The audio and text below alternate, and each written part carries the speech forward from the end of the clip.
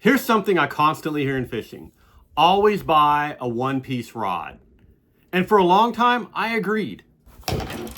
I avoided two-piece rods almost completely because older ones, honestly, they felt terrible. Heavy tips, dead action, connection that felt like fishing with a pool cue held together by a paper towel roll or something. But here's the thing. That was 15 or 20 years ago. And I think a lot of anglers are still repeating that advice, like nothing has changed since then. The truth, it's more complicated. And there's one specific myth about two-piece rods that refuses to die. One that probably is causing anglers to overthink their gear way more than they need to. Well, let's start with why one-piece rods developed this reputation. Because that reputation was actually earned. Older fiberglass rods and early graphite rods had a real problem. The ferrule connection, that's the joint where the two sections meet, interrupted the rod blink. And that interruption caused real issues. It created a weak spot under load. It reduced sensitivity because vibration had to pass through those two pieces instead of a continuous blank. It changed how the rod loaded and bent, sometimes dramatically. And cheap ferrule designs would loosen during casting, during fighting a fish, and they would wobble. Cheap two-piece rods had sloppy tolerance, dead tips, and action that just felt inconsistent from the handle down to the tip. So anglers started associating one piece with quality and two piece with compromise. That was a fair take at the time, not arguing it. But here's something worth thinking about, because not every style of fishing bought into this bias. Fly fishing never did. Fly rods are almost always two pieces, sometimes they're three pieces or even four pieces. And a serious fly angler throwing a 9-foot 5-weight isn't losing sleep over ferrule sensitivity. Same with steelhead and surf fishing. Rods pushing that 9, 10, 11, 12 feet are almost always multi-piece. Nobody in those communities is treating it as a compromise. It's just the standard. The reason is simple. A rod that long is impractical as a single piece. It's difficult to transport it, to store it, to travel with it. So those fishing communities worked out the two-piece problem a long time ago. It's really only kind of the bass fishing world where two-piece became a dirty word. And a lot of that came down to cheap rods giving the whole format a bad reputation. But rod manufacturing, it's improved massively since then. Modern graphite blanks, they're stiffer, lighter than anything that we had 20 years ago. Carbon fiber construction has gotten better. The ferrule engineering has gotten precise. Modern spigot ferrules fit so tightly that if you didn't know it was two pieces, you'd probably never guess. And the result of that, modern two-piece rod fishing is dramatically closer to one-piece rods than most anglers realize. But that doesn't mean the difference disappeared entirely. Let's talk about what actually matters. The first thing people argue about is sensitivity. And technically, yes, a one-piece rod transmits vibration more efficiently because the blank is continuous. There's no ferrule, meaning nothing is interrupting the signal from the lure to the hand. That's real. Not going to argue that. But here's where it gets exaggerated online. Most anglers are not fishing situations where that difference is really detectable. Think about what actually causes you to miss a bite. Fishing with too much slack in your line, using a line that's too heavy for the technique, your rod tip is up too high, you're not watching your line for visual strike cues, or you set the hook too late because you hesitated or you weren't paying attention. Those are fundamental issues, not ferrule issues. A beginner blaming missed bites on a two-piece rod is like someone blaming missed putts on the brand of putter they're using. The technique gap is almost always larger than the gear gap. Now, there are situations where sensitivity genuinely matters and where I personally notice a difference. The first is bottom contact fishing. Jigging, Texas rigged worms, football heads worked along a structure. You're dragging it or you're hopping it across the bottom, and you're trying to feel the difference between rock, gravel, grass, a ledge, and a fish that just picked it up and stopped moving. Lethargic bass especially, they don't always crush it. Sometimes they just inhale it and they sit there. That subtle load on the line is what you're hunting for, and a more sensitive blank helps you feel it before the fish spits it out. No arguing. The second is finesse techniques. Ned rigs, drop shots, weightless worms. These are slower, lighter presentations you throw when fish have seen everything and aren't committing. The bites are often just a slight tick or a little extra weight. You're not feeling a thump, you're feeling a difference. And in those situations, every bit of signal from lure to hand matters. Those are two places where I think the sensitivity gap between a quality one-piece rod and a quality two-piece rod is actually worth talking about and thinking about. For everything else, I think it's probably mostly noise. In those specific scenarios, high-end one-piece rods still have an edge, in my opinion, in my experience. But notice what I said, high-end one-piece rods. Because a cheap one-piece rod will feel worse than a quality two-piece rod. The rod quality matters more than whether it separates in the middle. And the mid-range price point, somewhere in that $80 to $90 to $150, the gap has shrunk to the point where most anglers wouldn't ever notice in real fishing conditions. Now, here's where the conversation gets more interesting. Let's talk about rod action.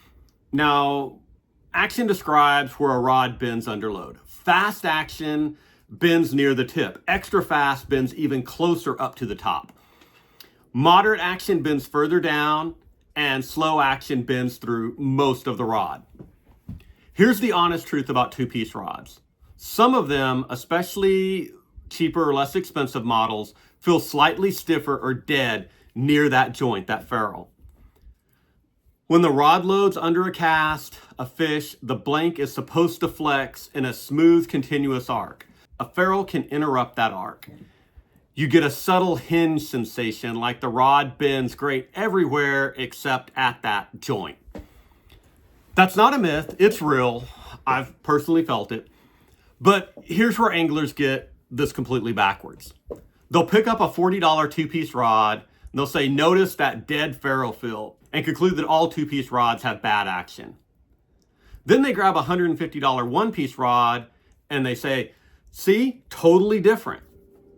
That's not a fair test. You're comparing a budget rod to a mid-tier rod. Of course they're going to feel different. Take a quality two-piece rod at the same price point, and the action difference shrinks dramatically. More importantly, for a lot of techniques, action consistently through that ferrule zone barely matters at all. Think about reaction baits, spinner baits, chatter baits, bladed jigs. The fish hits this and the rod loads. You're not feeling any subtle taps. Topwater, it's a visual strike. You see it happen. Crankbaits, moderate action rods, the rod is supposed to load and fold. And swim baits, steady retrieve, big committed bites. For any of those, an angler fishing blind would likely never notice the difference. Another one you hear constantly is two-piece rods, they break easier. Modern ferrule systems are bonded, are spigot fitted so precisely that the ferrule zone is often one of the strongest points on the rod. The blank material is concentrated there specifically because manufacturers know it takes a lot of stress in that joint. Let me tell you where rods actually break. High sticking, load the rod past its designed bend angle while fighting a fish. Transport damage, getting crushed in a rod locker or slammed in a truck door, slammed in a tailgate, hitting the bank or a dock edge, a tree branch, the side of a boat. Sometimes it won't break immediately. It'll put a little ding in it, and that's a weak spot, and then it'll crack right there, just like you've made a little notch in something you're trying to break in half. Bad hook sets at weird angles, snapping sideways instead of straight up, and then stepping on them. This kills probably more rods than any ferrule ever did. None of those are ferrule failures. They're use and transport issues. And here's the irony. Two-piece rods might actually reduce transport damage for a lot of anglers, because if it fits in a case, breaks down in a car without sticking out the window, and doesn't get banged around on the way to the water, a rod you transport safely for 5 years beats a one-piece rod that got snapped in a truck door or a tailgate after 6 months. But this next part is what actually changed how I think about the whole debate. So here's the honest question most people skip. What fishing situation are you actually in? Because the one-piece versus two-piece debate usually happens in the abstract, like there's some universal right answer. But think about your actual fishing life. Do you drive a smaller car, a smaller truck, where a 7-foot rod in a 5-foot car is a real problem? Do you bank fish and hike up to spots? Carrying a 7-foot one-piece rod through brush is miserable. Do you store rods in a small apartment or a garage? Two-piece breaks down in a half the length. Do you travel to fish? A two-piece rod fits in checked luggage or a travel case. Do you fish multiple techniques and need 6 to 8 rods rigged up? Transporting a full quiver of one-piece rods in a small vehicle gets complicated fast. And there's something important I want to say directly. The best rod is the one you actually bring with you. A $200 one-piece rod sitting in your garage because it's annoying to transport catches exactly 0 fish. A quality $80 two-piece rod that comes with you every time you go out will outperform the one sitting in the garage every time because it's actually in the water. Fishing convenience is criminally underrated in this sport, if I'm being honest. Let me zoom out a second because there's something larger going on here. Fishing culture, especially online, has a weird tendency to make gear debates feel more important than they actually are. People spend hours arguing over the ferrule design, blank modulus, guide spacing, and then they go out to the lake and can't locate fish. Here's what actually separates anglers who catch fish consistently from those who don't. Reading the water, understanding where the fish are staging themselves in different conditions. Presentation, getting the lure to behave naturally in the strike zone. Retrieve cadence, knowing when to speed up, when to slow down, and when to pause. Line management, controlling slack, feeling contact, setting the hook correctly. Stealth and approach, not spooking fish before you ever even cast. And then the conditions. So barometric pressure, wind, water temperature, all of those things, understanding those, that's critical. A confident angler with a solid two-piece rod will outfish somebody who spent $600 on a premium one-piece setup but doesn't understand fish behavior and the things we just talked about every time. I say that not to knock premium gear. I use quality gear myself, and I think it matters, but I think the fundamentals matter more. I say it because newer anglers especially can get paralyzed by gear decisions, thinking they need to solve every equipment question before they can fish effectively. You don't. Get out there, fish confidently, and the gear decisions will sort themselves out over time as you develop real preferences through your experience. So are one-piece rods technically better?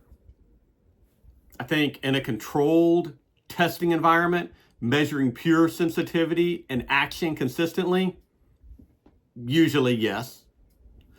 But is that difference meaningful in actual fishing conditions for most anglers? Honestly, probably not. Modern two-piece rods are genuinely good. Not good for a two-piece rod, just good. And for a lot of real-world fishing situations, travel, storage, bank fishing where you have to hike through brush, smaller vehicles, they make practical sense more than a one-piece rod does. The move is simple. Pick a rod that fits your fishing style, whether it's two-piece or one-piece.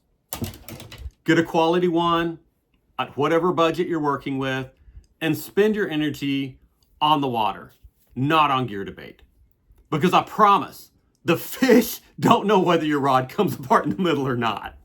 If you want another gear topic that anglers massively overcomplicate, watch this next. Or if you're struggling to get bites, watch this and this. No hype, no gimmicks.